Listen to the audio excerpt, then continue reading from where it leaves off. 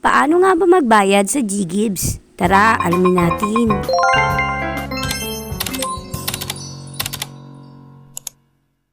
So ito na nga, dahil due date ko na, kung makikita nyo yung nakalagay dito is August 16, which is today August 16. Pero yung video na ito is kahapon pa, kaya hindi na ako inabutan ng due date. So ito ha, tatandaan nyo palagi na kapag magbabayad kayo sa mga loan sa GCash, dapat may exact amount kayo or sobrang amount doon sa inutang ninyo. Kasi kapag kulang yan, hindi yan magpa-process at hindi nyo yan mababayaran. Dahil nga kapag may loan kayo sa GCash, kahit anong loan sa GCash ha, GGives, G-loan, kung ano pa man ay magbabayad kayo using GCash lamang. Hindi pwede yung ibang payment option. So ito magbabayad na ako at kung makikita nyo is meron akong balance na 1,085. So ito kung makikita ninyo meron na akong due date na kailangang bayaran sa August 16 na worth 656 and 79 pesos. Kung mapapansin nyo rin na nakatatlong loan na ako sa GGives kasi ina-allowed ni GCash na tatlong loan per account ang pwede nyong magamit sa GGives. So ito na nga ipipay now ko na siya. Kaklik nyo is pwede nyong i-enter yung amount na gusto nyo. Halimbawa dito is partially payment lang. Kunwari halagang 100 lang muna or 200. Na-allow naman yun ni GCash or di naman kaya is pay amount full nyo na. So ayan kagaya sa akin, full amount ko na siya kasi nga due date ko na. At ayan, clinic ko na siya at automatic na agad siyang nabawasan sa akin GCash. Diba kanina 1,000 plus yung laman ng GCash ko,